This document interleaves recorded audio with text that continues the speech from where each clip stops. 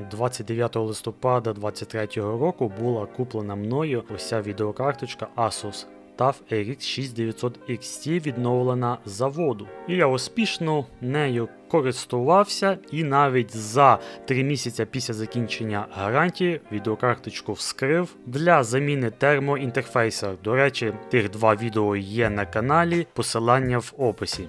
А ви спитаєте, на хулєру я її розбирав? А тому що у неї хоспот під сотку не давав мені нормально спати. І протягом ось 1,5 року карточка попала до мене назад для того, щоб її обслужити знову. В іграх відеокарточка почала вимикатися, а виною було те, що хотспот просто покидав чат 117 градусів і вище. Тому я не став її мучити і одразу приступив до розборки. Трохи магії і відеокарточка майже розібрана, і як завжди котики прийшли помагати, але це не точно.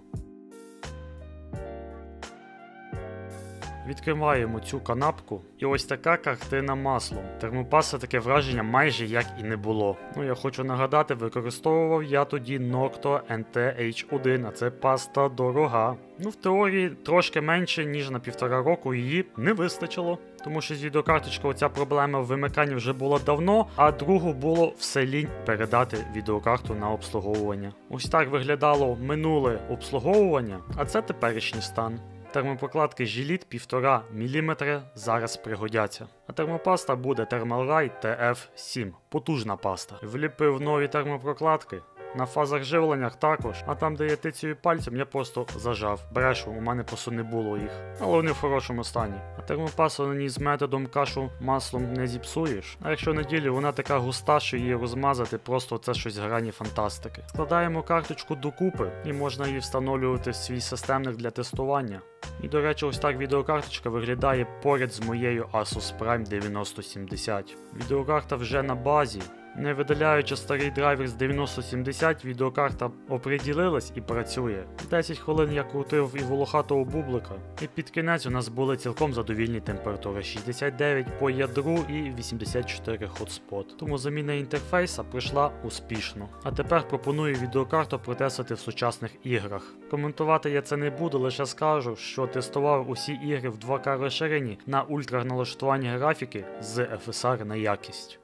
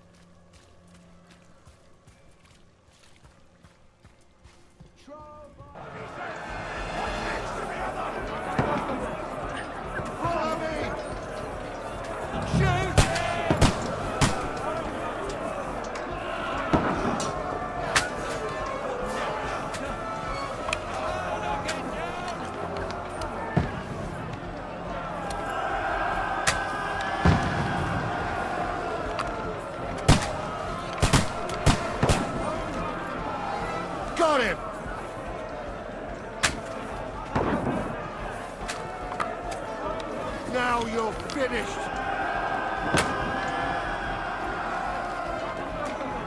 Die, you swine! Got it! Archer, not throwing home.